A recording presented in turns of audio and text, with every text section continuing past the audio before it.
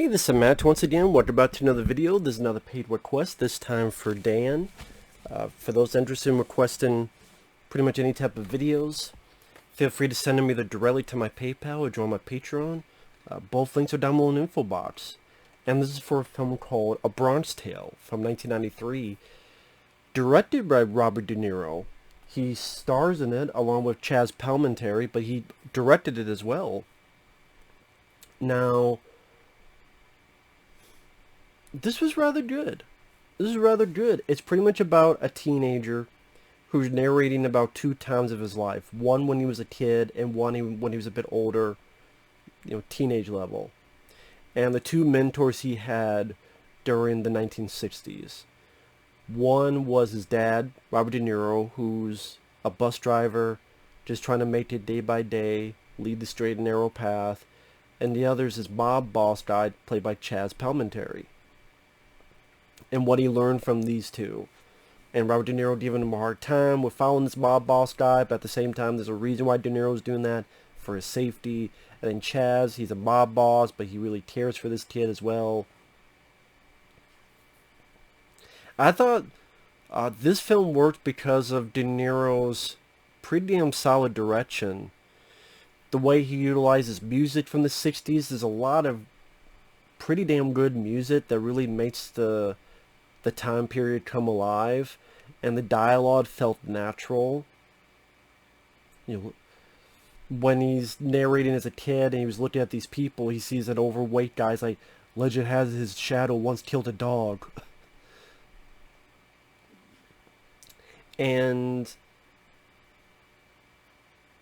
you get a sense of just the Bronx feel, the area involved during the 60s, and the way people are dressed, the music that's playing at the time, again, the way people talk.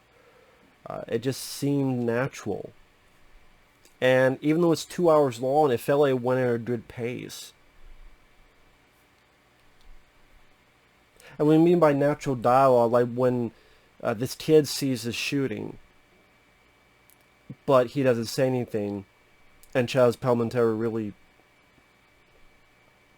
appreciated that, and starts becoming friends with this kid. But then the kid feels a bit guilty about lying to the cops, so that he goes to church, to a confession booth, and he's talking to the priest, and he's going, I don't know, man, your guy's bigger than my guy. How did he say it? Your guy may be bigger than my guy up there, but my guy's bigger than your guy down here. And even the priest's like, yeah, you got a point. Meaning, yeah, up there your guy is teen, but down here, this guy, you ain't mess with him. Again, even the priest is like, yeah, you got a point. It just captures the vibe, the energy, the music of that time, and it did that fairly well. And there's interesting points of camera work. For example, when the kids are messing with this fruit vendor, and they're singing the song. As they're singing the song, like the cameras push it back and forth to the tune of the song they're going on about. And he knows when to let the camera stay. Like when the kid is working with Chazz Palminteri in this game of dice, and the way people are arguing with each other. You're a fucking jinx. Get the fuck out of here. What the fuck do you think you're doing? Let the kid do the dice. Come on, kid. Yeah, you fucking A. And then the kid starts working for him and starts making money, and De Niro finds that out, and he doesn't like that because he doesn't want his kid in this business. And he's telling the Chazz, stay away from my son. And also it's nice to see this mob type of film where De Niro's the good guy. I mean, usually he's cast, whether it be Goodfellas or Casino, as the other opposite end of the spectrum, but here he's just a regular bus driver. And you see this kind of struggle where, the kid, as he grows up, is more enticed with the luxurious life of the mob guys to get the best seats during a boxing match, or to have money and suits and cars, but De Niro's just driving a bus, but it's still on the straight and narrow path because he knows with those guys what it could lead to.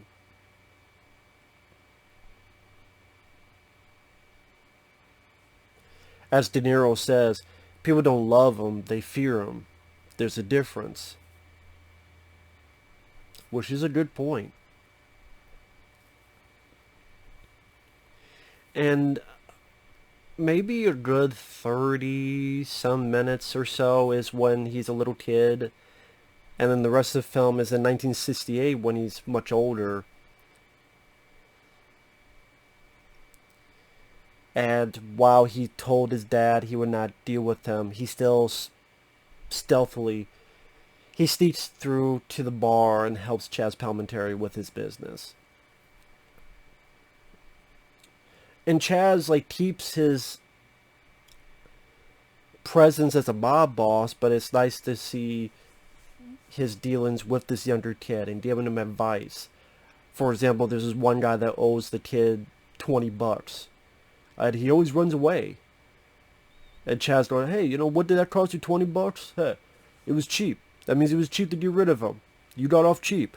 This guy's jamoke. This guy's a fucking dickhead. He doesn't say it that way, but I'm just paraphrasing. He's a fucking dickhead. He's $20. That's all it took to get rid of him. Get the fuck out of here. Get him the fuck out of here.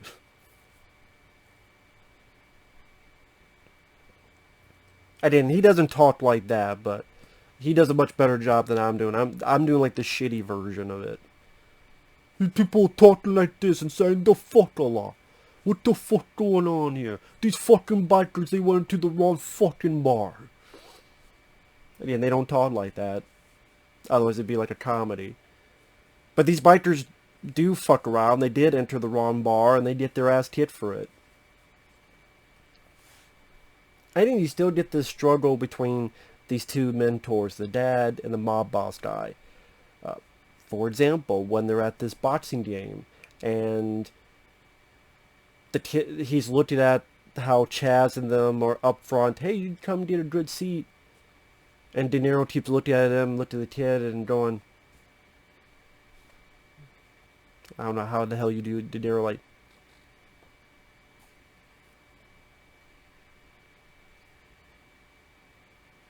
you think I want to be here? If you think I want to be here when it seems like you just want to be down there with them? I like that the guy is not a dick, the teen. There are times he's remorseful. He says, hey, Dad, I'm sorry. I didn't mean to hurt you.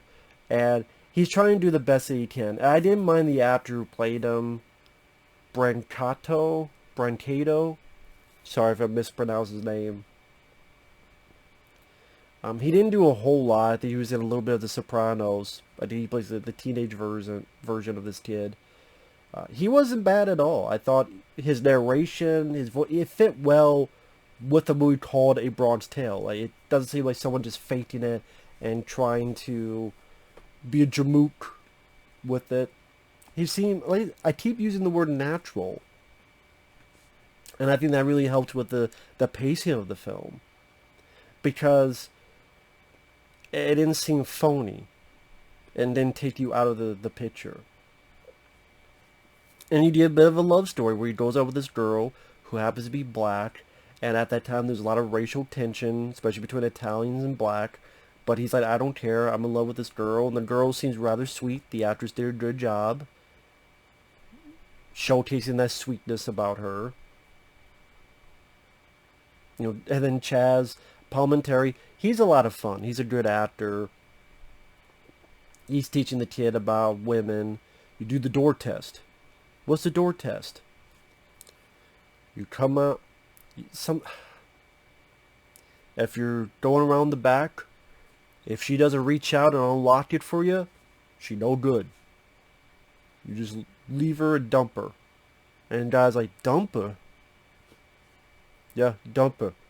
If she's not going to give you the respect to go and unlock the door, I'm like, okay, the door test.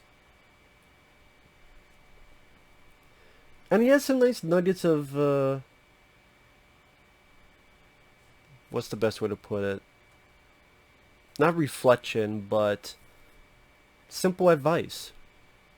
The saddest thing in life is wasted talent. Which is true. And there's some decent conversations. Like when they're in the car and the kid's asked him, don't you trust anybody? And he's like, no. And the kid's like, well, that's a horrible way to live. And Chazz goes, well, for me, it's the only way. So even though he's a mob guy and doing bad things, there's a bit of sympathy, and he's not really a villain in the film. Like, he's not as villainous as other mobsters, like, played up in that. Which I understand on the story point to make you aware the kid, why is he kind of inner fighting between these two mentors on who to listen to. If the guy was a total piece of shit, you either have to do it the right way, and then there's a reveal and he realizes he's been wrong all along. But this went a different path where he's kind of straddling the line. So it makes the lead not as stupid to the audience as to why you believe this guy. Well, you believe him because he's been so nice and he's been acting cool with you. And the one time he didn't is because he found a bomb in his car. And he's like, what the fuck? You had the car last. But then he believes the kid and realizes that he was wrong about it. And then tries to apologize later.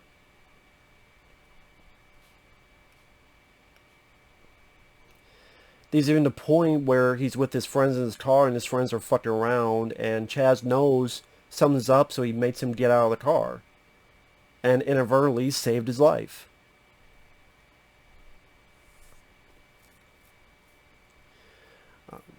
The cast does a good job. Joe Pesci's in the film. He's only in the film for about a minute or two at the very end.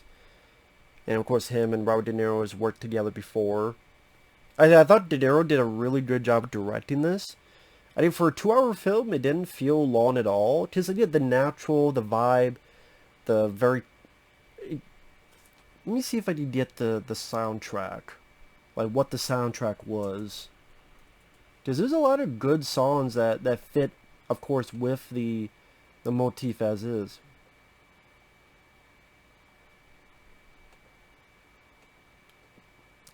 So I'm trying to... waiting for this to load up. And even it's not an action film. There's not action in it. The one little bit, spoiler alert, 3, 2, 1 spoilers, is when his friends try to do the wrong thing because his friends are racist. And they get fucked over with Molotov cocktails. And that was fairly well filmed. Because it's real fire. You see the inner workings of the car while it's on fire. And credit to the folks dealing with that. Because it's not easy to just sit there and go, okay, this fire's going to encase you. Just the way it's edited. I'm not sure how to put into words, but it's just fairly well done. Maybe it's better for me to be a bit vague for people to see it. So I'm not giving at least that much away. I just like the way it was filmed.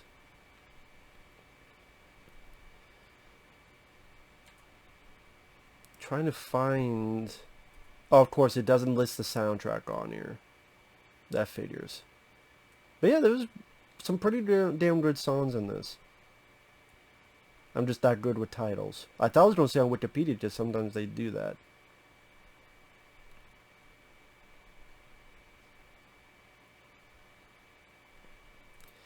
But the film is based on an original play, which was performed as a one-man show, based on his own childhood.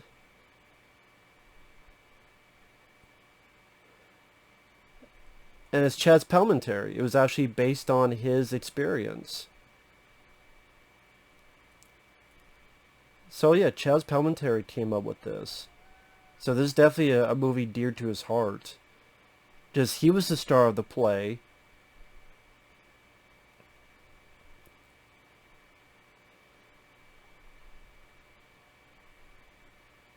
He wanted to be the primary screenwriter. He wanted to be the gangster. A lot of people said no, so he said, no, we're not making the film. Then finally met with Robert De Niro, who accepted that. And when the film came out, it didn't do much of anything. I mean, it made 17.3 million. I don't know what the budget for this was. Well, it says here 10 million, so having to split that with theaters and then with marketing, that's not really a great deal of money to have made from that. Got a lot of good reviews, which deserves it. Got nothing in the awards. Really? They got nothing for awards? Artios Award? What the fuck is Artios? Best casting for a feature film nominated. Francis Capra, who plays the little kid. Best youth actor nominated.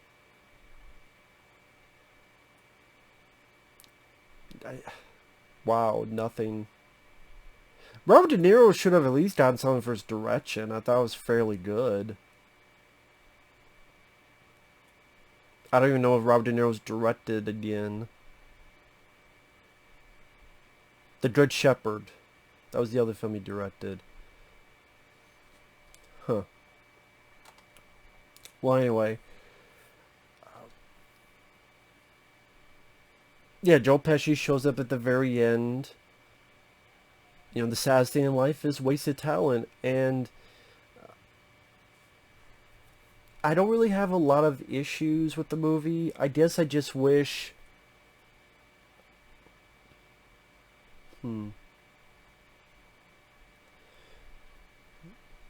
There are a couple moments between De Niro and Chazz Palminteri. I guess I was wishing for like one big climactic moment between the two. As if like they're fighting for this kid's soul, so to speak.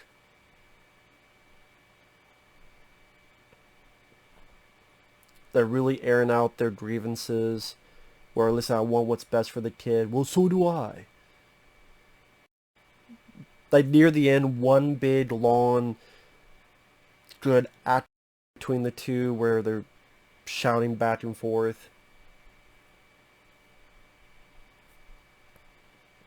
I could just like visualize a really good, intense scene of the two. Again, it's like in a way they're fighting for this kid's soul during this one conversation before the wrap up of the film, so to speak. But yeah, I don't have much issues with it. The Brancato, the guy who plays the teen, I don't know what the fuck his deal is, because apparently later on in life, he was arrested in 2005 in the Bronx for the murder of a police officer during a botched burglary. Now, apparently the other guy he was with shot the police officer, and he was there. So while he technically didn't do it, he was there. So he's found not guilty of murder, but found him guilty of first-degree attempted burglary. He was sentenced to 10 years in 2009. In 2013, he was released on parole. That's still pretty damn shady in my opinion. You know, you're part of a burglary, and then you didn't do it, but someone else killed an officer. Just weird feeling. There was a look up info, and then I saw the film, and went, oh, this fucking guy. He did a good job as an actor. I don't know about him as a person, though. I don't really say I'm a fan of him as a human being. But, so that was a bit weird, watching that. But it's a well-made movie. It's a well-made film. And I'm actually surprised they didn't go the route where Chazz Palminteri let his killer instincts take over, and it's either he finds out this guy's too ruthless and my dad was right all along, or this guy, I'm a liability, so he's going to try to kill me. They didn't go in that direction, which I'm actually fine with because they made it seem a bit more unique. There are ways to do that and do that very well, but again, went a little bit different way, and I actually appreciate that. So yeah, this is, if you like, I guess you'd call this a gangster movie, I guess. If you like Robert De Niro and Chazz Palminteri, if you like mob type movies, but with some really good acting, a great energy, feel, vibe for a time period, and pretty damn decent story, it's worth a watch. Definitely worth a watch. So yeah, good movie. So with that said, thanks for watching. We'll see you guys later. Bye-bye.